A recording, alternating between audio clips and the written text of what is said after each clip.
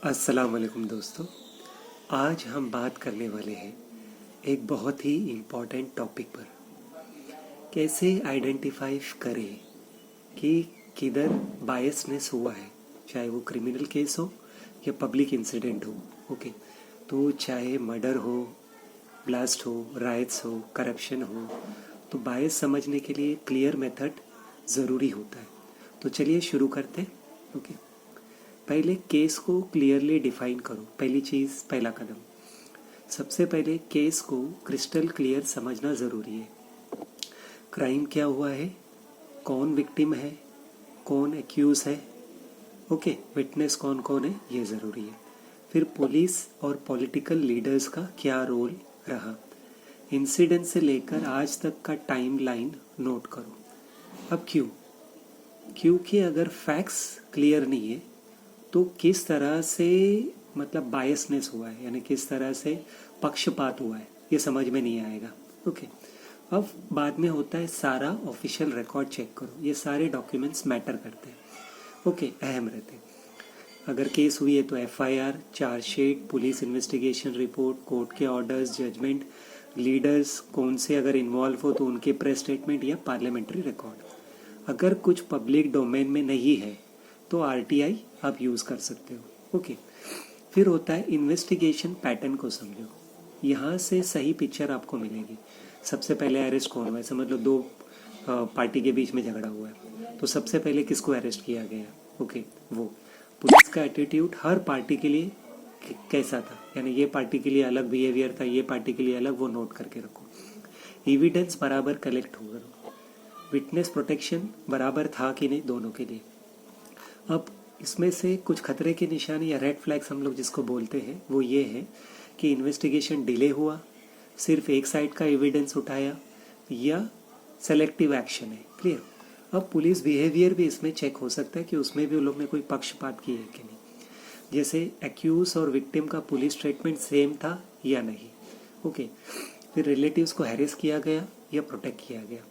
क्या police social media पर favouritism show तो नहीं कर रही थी, ये भी चीज़ देख लें। अब रेड फ्लैग क्या होता है? सिर्फ एक कम्युनिटी को टारगेट करना। ओके, बेल रिकमेंडेशन में अनइक्वल बिहेवियर या बायस मीडिया स्टेटमेंट। अब कोर्ट प्रोसीडिंग को भी एनालाइज कर सकते हैं कि इसमें कोई बायसनेस हुआ है कि कोर्ट ने एविडेंस को ट्रीट कैसे किया, यानी सबूत को।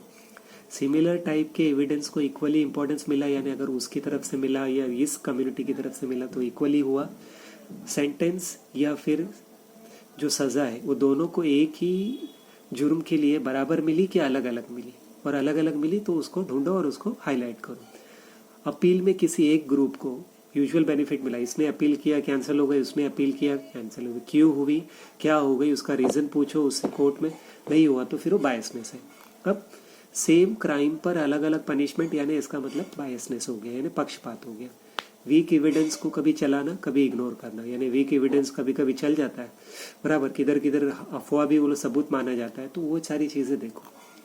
फिर होता है पॉलिटिकल लीडर्स की स्टेटमेंट और बिहेवियर देखो, यहाँ भी बायस दिखाता है कभी कभी। जैसे एक की स्पीच, एक के ट्वीट, एक का प्रेस कॉन्फ्रेंस नोट करो और देखो वही कम्युनिटी के दूसरे लीडर को क्या उतना मिल रहा है। ओपनली साइड को कोई सपोर्ट तो नहीं कर रहा है, क्या उन्होंने फंड, लीगल एड या पुलिस पर प्रेशर डाला किसी तरह से, वो भी चीज़ चेक करो। फिर होता है आइडेंटिटी बेस रेड फ्लैग आपके लिए। पुलिस जुडिशरी पर इंटरफेरेंस के क्रेडिबल अगर रिपोर्ट्स है तो यानी बायसनेस। फिर सिमिलर केसेस को कंपेयर करो। ओके, सेम कैटेगरी के पास्ट केसेस देखो। ओके, इन्वेस्टिगेशन स्पीड क्या है, अरेस्ट पैटर्न्स क्या है, एविडेंस हैंडलिंग क्या है और कोर्ट जजमेंट क्या है। ओके, जैसे मिसाल के तौर पे ओके, जैसे लिंचिंग हुई, अगला किया, तो वो लिंचिंग के कातिल को पकड़ने के बजाय उसमें एक मिला किया और उसी पे केस हो गई।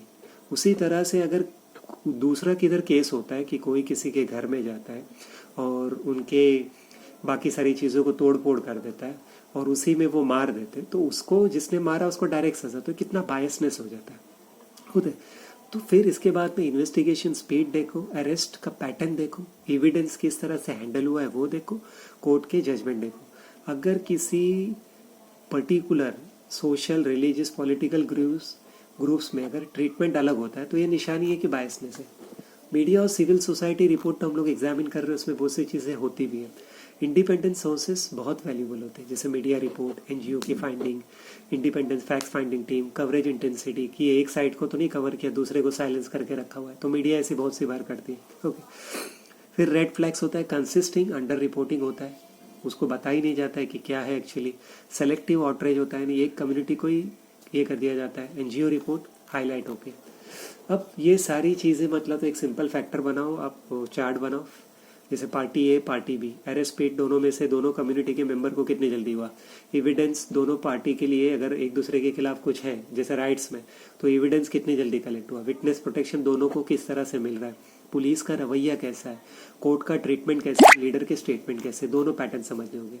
तो आप डिसाइड करो कि क्या पक्षपात हुआ है पूरा इन्वेस्टिगेट करके।